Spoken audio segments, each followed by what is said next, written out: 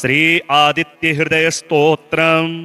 ओम अस्य श्री आदित्य हृदय स्तोत्रस्य अगस्त्य ऋषिः अनुष्टुप् छन्दः। आदित्य हृदय भूतो भगवान् ब्रह्मा देवता निरस्ताशेष विघ्नतया ब्रह्म विद्या सिद्धौ सर्वत्र जय सिद्धौ च विनियोगः।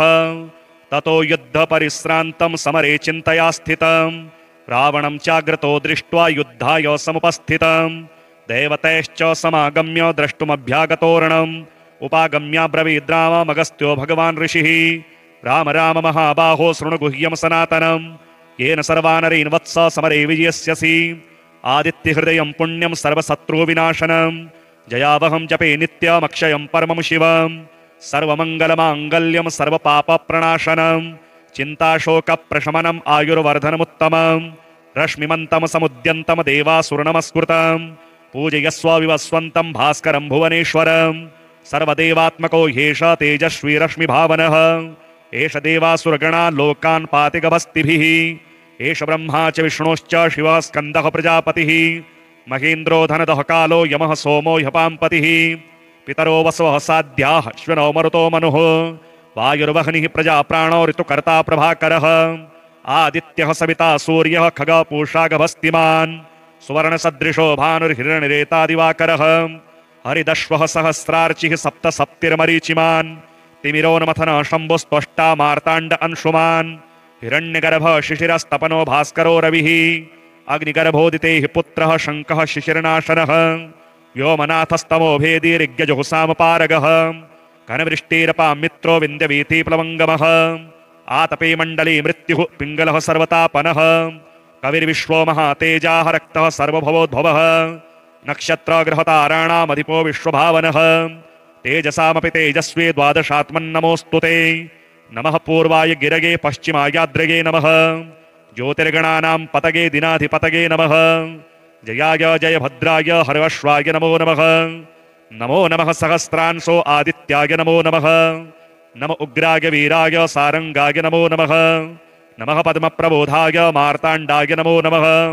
ब्रह्मेशानाच्युतेशाय सूर्यायादित्यवर्चसे भास्वते सर्वभक्ष्याय रौद्राय वपुषे नमः। तमोघ्नाय हिमघ्नाय शत्रुघ्नायामितात्मने कृतघ्नघ्नाय देवाय ज्योतिषां पतगे नमः। तप्तचामीकराभाय वहनगे विश्वकर्मणे नमस्तमोभिनिघ्नाय रुचये लोकसाक्षिणे। नाशयत्येष वैभूतं तदेव सृजति प्रभुः। पायत्येष तपत्येष वर्षत्येष गवस्तिभिः। एष सुप्तेषु जागर्ति भूतेषु परिनिष्ठितः। एष एवाग्निहोत्रं च फलं चैवाग्निहोत्रिणां। वेदाश्च कृतवश्चैव कृतूनां फलमेव च। यानि कृत्यानि लोकेषु सर्व एष रविः प्रभुः। एनमापत्सु कृच्छ्रेषु कान्तारेषु भयेषु च। कीर्तयन् पुरुषः कश्चिन्नावसीदति राघव। पूजयस्वैनमेकाग्रो देवदेवं जगदपतिम्। एतत्त्रिगुणितं जप्त्वा युद्धेषु विजेष्यसि। अस्मिन् क्षणे महाबाहो रावणं त्वं वदिष्यसि। एवमुक्त्वा तदा अगस्त्यो जगाम च यथागतम्। एतच्छ्रुत्वा महातेजा नष्टशोको भवत्तदा। धारयामास सुप्रीतो राघवः प्रयतात्मवान्। आदित्यं प्रेक्ष्य जप्त्वा तो परमहर्षमवाप्तवान्। त्रिराचम्य शुचिर्भूत्वा धनुरादाय वीर्यवान्। रावणं प्रेक्ष्य हृष्टात्मा युद्धाय समुपागतम्। सर्वयत्नेन महता वधे तस्य धृतोऽभवत्। अथ रविरवदन् निरीक्ष्य रामं मुदितमनाः परमं प्रहृष्यमाणः। निशिचरपतिसंशयं विदित्वा सुरगणमध्यगतो वचस्वरेति। श्रीमहामृत्युञ्जय कवच। भैरव उवाच शृणुष्व परमेशानि कवचन्मन्मुखोदितं। महामृत्युञ्जयस्यास्य न देयं परमाद्भुतं। यं धृत्वा यं पठित्वा च श्रुत्वा च कवचोत्तमं। त्रिलोक्याधिपतिर्भूत्वा सुखितोऽस्मि महेश्वरी। तदेव वर्णयिष्यामि तव प्रीत्या वरानने। तथापि परमं तत्त्वं न दातव्यं दुरात्मने। विनियोगः। ओम अस्य श्री महामृत्युंजय कवचस्य श्री भैरव ऋषिः गायत्री छन्दः। श्री महामृत्युंजयो महारुद्रो देवता। ओम बीजं जूं शक्तिः सह कीलकं हौमीति तत्त्वं। चतुर्वर्ग साधने महामृत्युंजय कवच पाठे विनियोगः। ओम चंद्रमंडल मध्यस्थ रुद्रं भाले विचिन्त्यतां तत्रस्थं चिन्तयेत् साध्यं मृत्युं प्राप्तोऽपि जीवति। ॐ जूं शः ह्रौं शिरः पातु देवो मृत्युञ्जयो मम। ॐ श्रीं शिवे ललाटं मे ॐ हौं भ्रुवौ सदाशिवः। नीलकण्ठोऽवतान्नेत्रे कपर्दीमेवताच्छ्रुति त्रिलोचननोऽवताद्गण्डौ नासां मे त्रिपुरान्तकः। मुखं पीयूषघटभृदोष्टौ मे कृत्तिकाम्बरः हनुं मे हाटकेशनो मुखं बटुकभैरवः।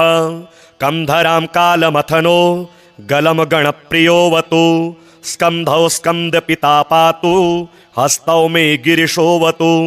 नखान् मे गिरिजानाथः पायादङ्गुलिसंयुतान् स्तनौ तारापतिः पातु वक्षः पशुपतिर्मम। कुक्षिं कुबेरवरदः पार्श्वौ मे मारशासनः शर्वः पातु तथा नाभिं शूले पृष्ठं ममावतु। शिश्रणं मे शङ्करः पातु गुह्यं गुह्यकवल्लभः। कटिं कालान्तकः पाया दूरो मेऽन्धकघातकः। जागरूकोऽवताञ्जानु जङ्घे मे कालभैरवः। गुल्फोपायाज्जटाधारी पादौ मृत्युञ्जयोऽवतु। पादादिमूर्धपर्यन्त मघोरः पातु मे सदा शिरसः पादपर्यन्तं सद्यो जातो ममावतु। रक्षाहीनं नामहीनं वपुः पात्वमृतेश्वरः।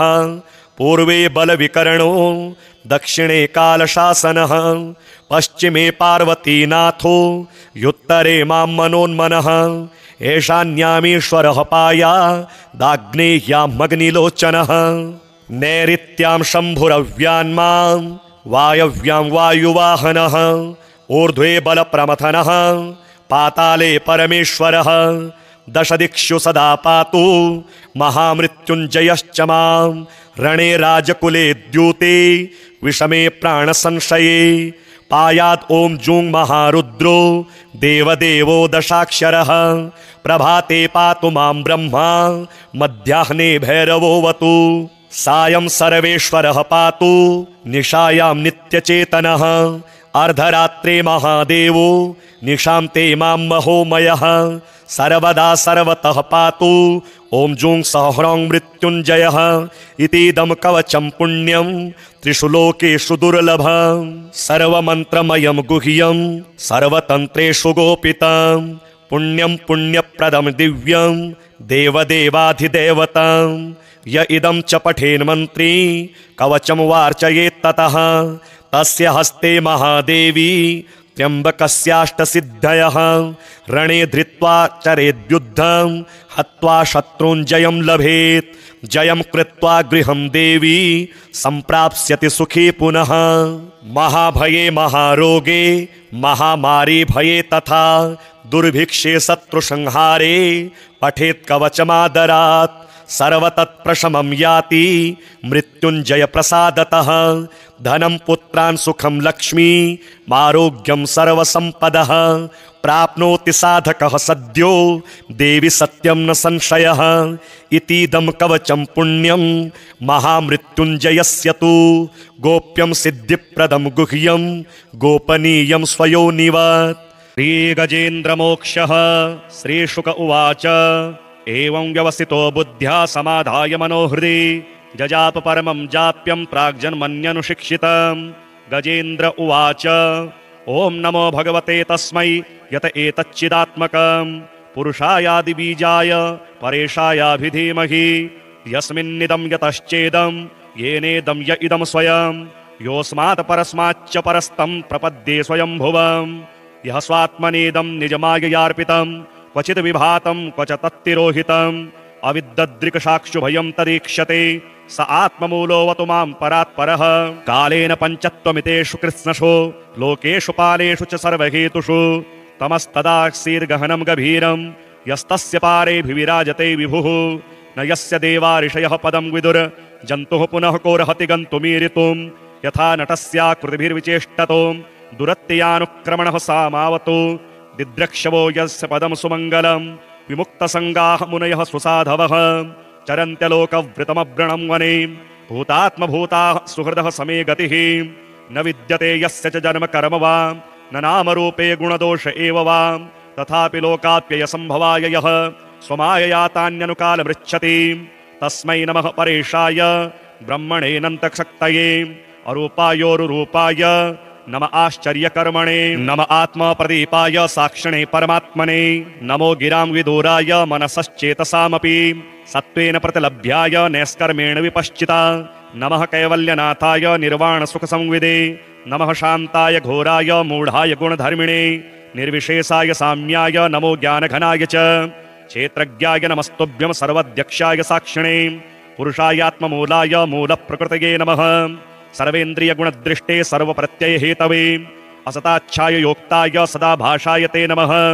नमो नमस्तेऽखिलकारणाय निष्कारणायाद्भुतकारणाय सर्वागमाम्नाय महार्णवाय नमोपवर्गाय परायणाय गुणारणिच्छन्नचिदूष्मपाय तत्स्योभविस्फूर्जितमानसाय नैष्कर्म्यभावेन विवर्जितागम स्वयं प्रकाशाय नमस्करोमि मादृक्प्रपन्नपशुपाशविमोक्षणाय मुक्ताय पूरिकरुणाय नमो लयाय स्वांशेन सर्वतनुभृन्मनसि प्रतीत प्रत्यग्दृशे भगवते बृहते नमस्ते आत्मात्मजाप्तगृहवित्तजनेषु शक्तेर्दुष्प्रापणाय गुणसङ्गविवर्जिताय मुक्तात्मभिः स्वहृदये परिभाविताय ज्ञानात्मने भगवते नम ईश्वराय यमधर्मकामार्थविमुक्तिकामा भजन्त इष्टां गतिमाप्नुवन्ति किं त्वाशिशोरात्यपि देहमव्ययम् करोतु मे दद्हृदयो विमोक्षणम् एकान्तिनो यस्य न कञ्चनार्थम् वाञ्छन्ति ये वै भगवत्प्रपन्नाः अत्यद्भुतं तच्चरितं सुमङ्गलम्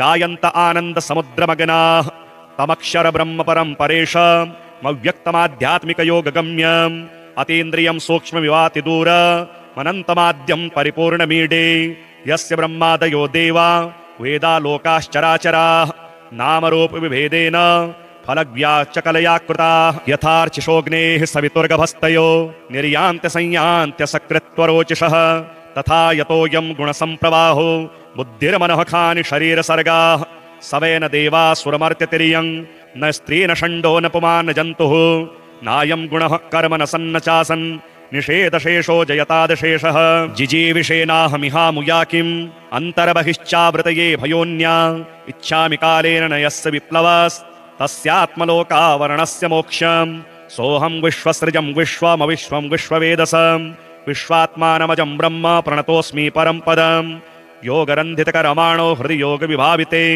योगिनोऽयं प्रपश्यन्ति योगेशं तं नतोऽस्म्यहम् नमो नमस्तुभ्यमसह्य वेग शक्तित्रयायाखिलधिगुणाय प्रपन्नपालाय दुरन्तशक्तये कदिन्द्रियाणामनवाप्यवर्त्मने नायं वेद स्वमात्मानं यच्छक्त्याहं धिया हतं तं दुरत्ययमाहात्म्यं भगवन्तमितोऽस्म्यहम् श्रीशुक उवाच एवं गजेन्द्रमुपवर्णितनिर्विशेषं ब्रह्मादयो विविधलिङ्गविधाभिमानाः नैते यदोपशस्त्रिनिर्खिलात्मकत्वात् तत्राखिलामरमयो हरिराविरासीत् तं तद्वर्तमुपलभ्य जगन्निवासः स्तोत्रं निशम्य दिविजयः सहसस्तुवद्भिः छन्दोमयेन गरुडेन समुह्यमानश्चक्रायुधोऽभ्यगमदाशु यतो गजेन्द्रः सोऽन्तः सरस्युरुबलेन गृहीत आर्तो दृष्ट्वा गरुतमतिहरिं ख उपात्तचक्रम् उत्सिप्य शाम्बुजकरं गिरमाह कृच्छान् नारायणाखिल गुरो भगवन्नमस्ते तमवीक्ष्य पीडितमजः सहसावतीर्य सग्राहमाशुशरसः कृपयोज्जहार ग्राहाद्विपाटितमुखादरिणा गजेन्द्रम् सम्पश्यतां हरिरमोमुच दुस्त्रियाणां स्वधा स्तोत्रम् ब्रह्मोवाच स्वधोच्चारणमात्रेण तीर्थस्नागे भवेन्नरः मुच्यते सर्वपापेभ्यो वाजपेयफलं लभेत् स्वधा स्वधा स्वधोत्येवं यदि वारत्रयं स्मरेत् श्राद्धस्य फलमाप्नोति कालतर्पणयोस्तथा श्राद्धकाले स्वधा स्तोत्रं यः शृणोति समाहितः लभेच्छाद्दशतानां च पुण्यमेव न संशयः स्वधा स्वधा स्वधोत्येवं त्रिसन्ध्यं यः पठेन्नरः प्रियां विनीतां स लभेत् साध्वीं पुत्रं गुणान्वितं पितॄणां प्राणतुल्या त्वं द्विजविजीवनरूपिणी श्राद्धाधिष्ठात्रिदेवी च श्राद्धादीनां फलप्रदां बहिर्मनसो गच्छ पितॄणां तुष्टिः तवे संप्रीतये द्विजातीनां गृहिणां वृद्धिहेतवे नित्यानित्यस्वरूपासि गुणरूपासि सुब्रते आविर्भावस्थिरो भावः सृष्टौ च प्रलये तव ॐ स्वस्ति च नमः स्वाहा स्वधातुं दक्षिणा तथा निरूपिताश्चतुर्वेदे षट्प्रशस्ताश्च कर्मिणां पुरासीत्वं स्वधा गोपी गोलोके राधिका सखी धृतोरसि स्वधात्मानं कृतं तेन स्वधा स्मृता ध्वस्ता त्वं राधिका शापाद् गोलोकाद् विश्वमागता कृष्णाश्लिष्टा तया दृष्टा पुरा वृन्दावने वने कृष्णालिङ्गन पुण्येन भूता मे मानसी सुता अतृप्तसुरते तेन चतुर्णां स्वामिनां प्रिया स्वाहा सा सुन्दरी गोपी पुरासीद् राधिका सखी रतौ स्वयं कृष्णमाह तेन स्वाहा प्रकीर्तिता कृष्णेन सार्धं सुचिरं वसन्ते रासमण्डले प्रमत्ता सुरते श्लिष्टा दृष्टा सा राधया पुरा तस्याः शापेन सा ध्वस्ता गोलोकाद्विश्वमागता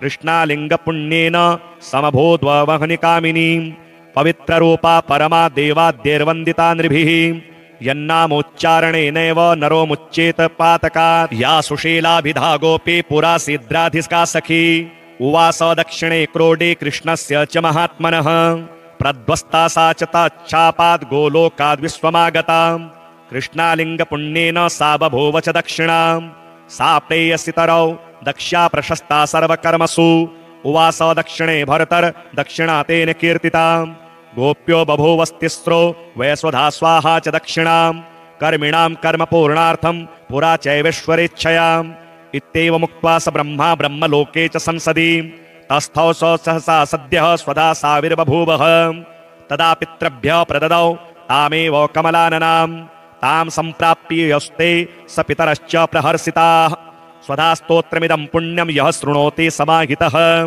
सस्नातः सर्वतीर्थेषु वेदपाठफलं लभेत् पितृस्तोत्रं जाबालिरुवाच गुरून् वद महाभाग वेदव्यास जगद्गुरो गुरूणां तारतम्यं च कस्मात् किं फलमुच्यते व्यास उवाच माता पिता गुरुः श्रेयान् ज्येष्ठभ्राता पितामहः श्वशुरो मातुलश्चैव तथा मातामहः स्मृतः पितुर्ज्येष्ठः कनिष्ठश्च भ्राता ज्येष्ठा निजस्वसा पितुः स्वसा जनन्याश्च स्वसा गुरुजनः स्मृताः पत्न्यः पितामहादीनां तथैव गुरवः स्मृताः एतेषु हि पिता श्रेयान् गुरुरेव महागुरुः पिता धर्मः पिता स्वर्गः पिता हि परमं तपः पितरि प्रीतिमापन्ने प्रीयन्ते सर्वदेवताः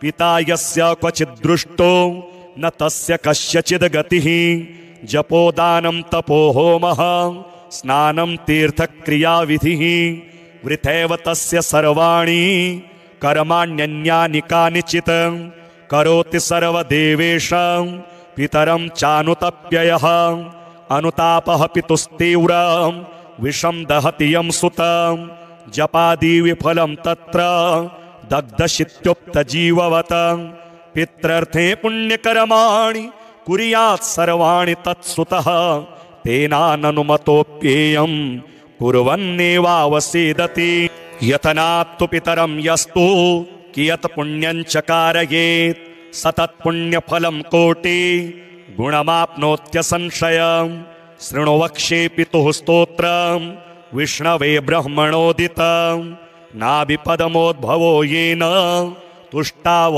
पितरं सतं ब्रह्मोवाच ॐ नमः पित्रे जन्मदात्रे सर्वदेवमयाय च सुखदाय प्रसन्नाय सुप्रीताय महात्मने सर्वयज्ञस्वरूपाय स्वर्गाय परमेष्ठिने सर्वतीर्थावलोकाय करुणासागराय च नमः सदाशुतोषाय शिवरूपाय ते नमः सदा पराधक्षमिणे सुखाय सुखदाय च दुर्लभं मानुषमिदं येन लब्धं मया वपुः संभावनीयं धर्मार्थे तस्मै पित्रे नमो नमः तीर्थस्नान तपो होम जपादि यस्य दर्शनं महागुरोश्च गुरवे तस्मै पित्रे नमो नमः यस्य प्रणामस्तवनात् कोटिशः पितृतर्पणम् अश्वमेधस्ततेस्तुल्यम् तस्मै पित्रे नमो नमः। इदं स्तोत्रं पितुः पुण्यं यः पठेत् त्रयतो नरः प्रत्यहं प्रातरुत्थाय पितृश्राद्ध दिनेऽपि च स्वजन्मदिवसे साक्षात् पितुरग्रे स्थितोऽपि वा न तस्य दुर्लभं किञ्चित् सर्वज्ञतादिवाञ्छितं नानापकर्म कृत्वापि यः स्तौति पितरं सुतः सद्ध्रुवं प्रविधायैव प्रायश्चित्तं सुखी भवेत्। पितुः प्रीतिकरो नित्यं सर्वकर्माण्यथार्हति।